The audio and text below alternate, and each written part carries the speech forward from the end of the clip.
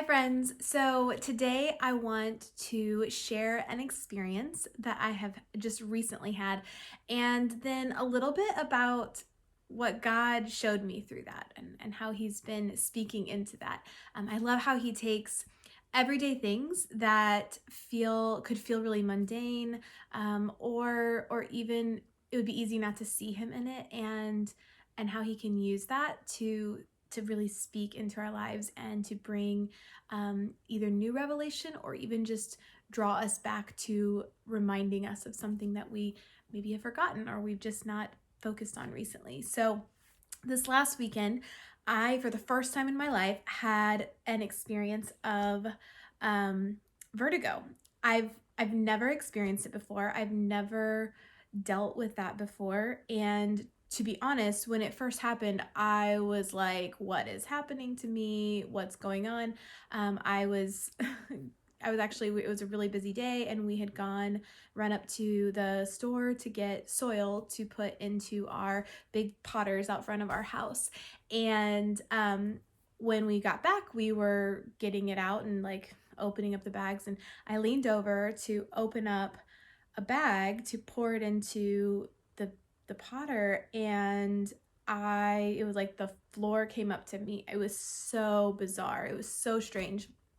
And at first I thought like, okay, it's a little after lunchtime. I haven't eaten anything. I should probably get some food.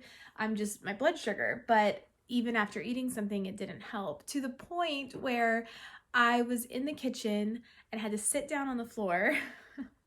And then that wasn't even enough. I had to lay down on the kitchen floor. So my kids are all around me, here's some orange juice, Mom, here's this, what can we do?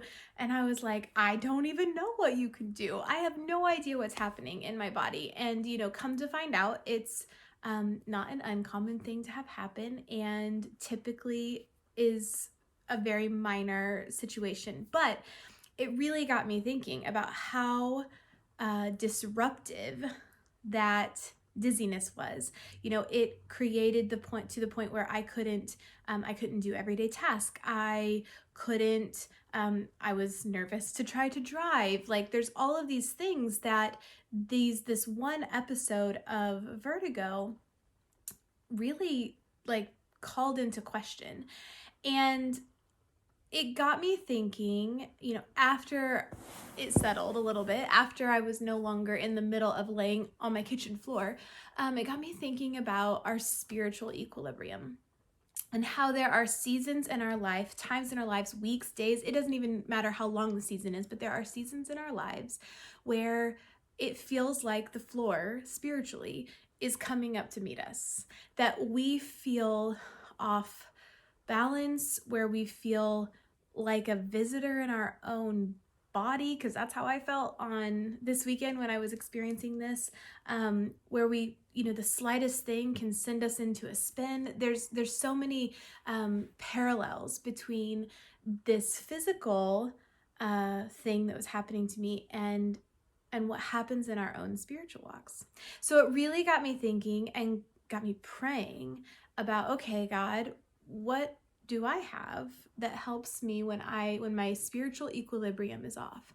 And he drew me back to this one thing. And so today I want to talk about spiritual disciplines.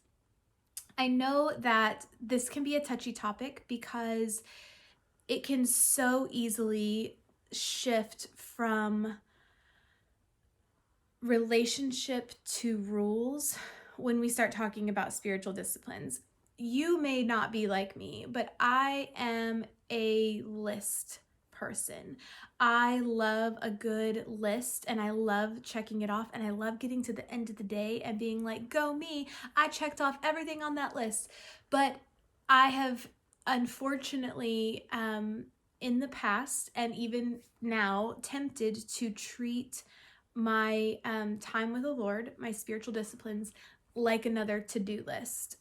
Okay, I got my Bible reading in today. Check. I got my quiet time in today. Check. I listened to some worship music today. Check. Like, all of these things can so easily shift into a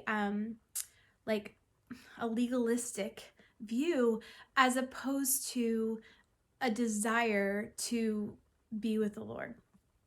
And even further, on the days that I feel like I did not adequately check off enough of my spiritual to-do list, that is when it opens up the door for the enemy to bring in the shame and the condemnation and well, if you were a good Christian, you would have done that first thing in the morning, and you wouldn't have, needed to go down and get coffee before you even start, all of the different things that, and again, that's the spiritual equal, it'll just send you into a spin.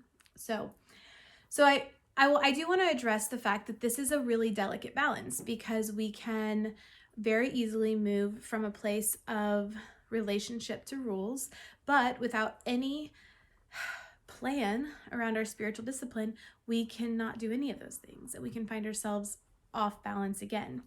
In Galatians 2:21, and I'm reading from the Passion Translation, which is really more of a paraphrase, but I love this as a tool when you're studying scripture. In Galatians 2:21, Paul writes to the Galatians and he says, "So that is why I don't view God's grace as something minor or peripheral. For if keeping the law, the rules, could release God's righteousness to us, the anointed one would have died for nothing." So anytime we start adding things to the requirement for our salvation that is separate from the fact that Jesus took our sins to the cross, died in place of us, descended into hell, defeated it, conquered it, and rose again. If we add anything to that is a requirement for our salvation, we're essentially saying that what Jesus did was not enough. I don't want to do that. However, one step further, in the book of James, 3:26, I believe. Sorry, I lost my place. No, 2:26. It says, "For just as a human body without the spirit is a dead corpse, so faith without the expression of good works, or the things that we do out of faith, is dead." So how do we balance this? How do we create a structure or a plan or a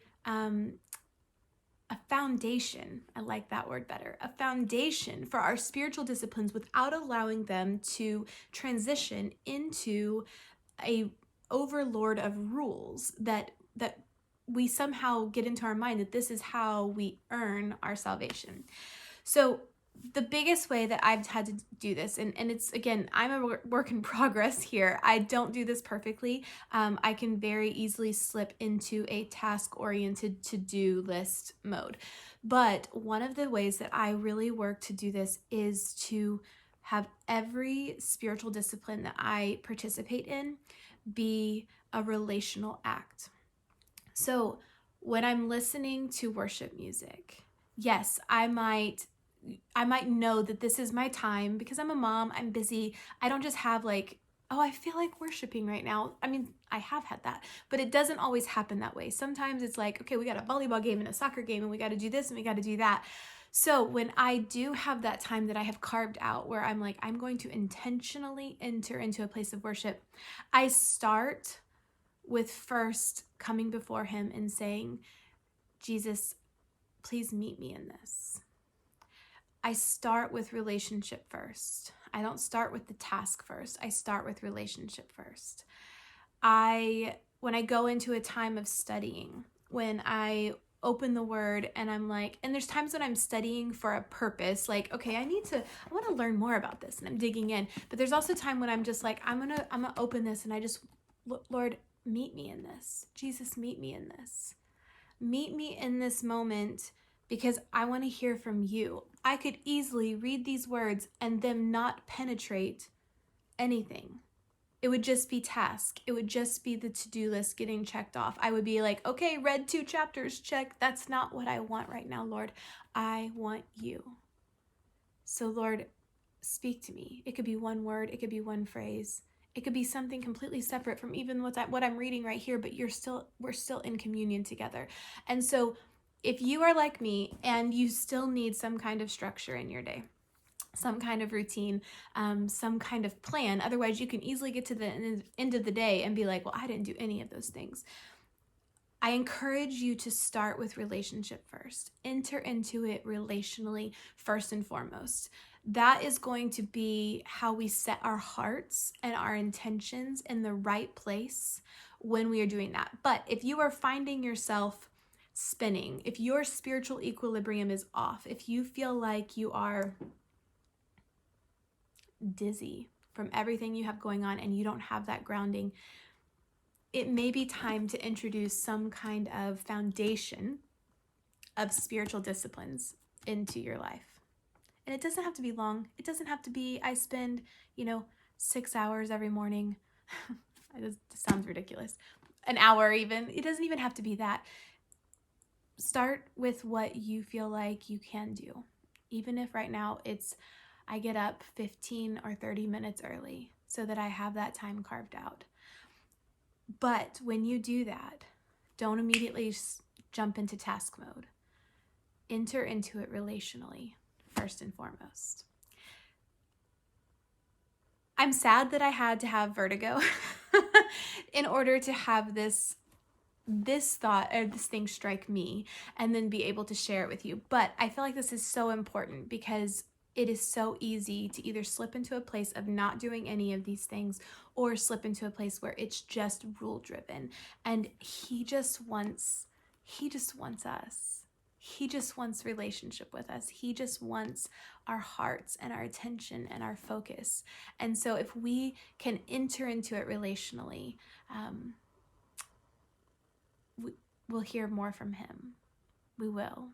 So I would love to hear from you guys on how you structure your time with the Lord, how you have set some things into place to have a foundation for that.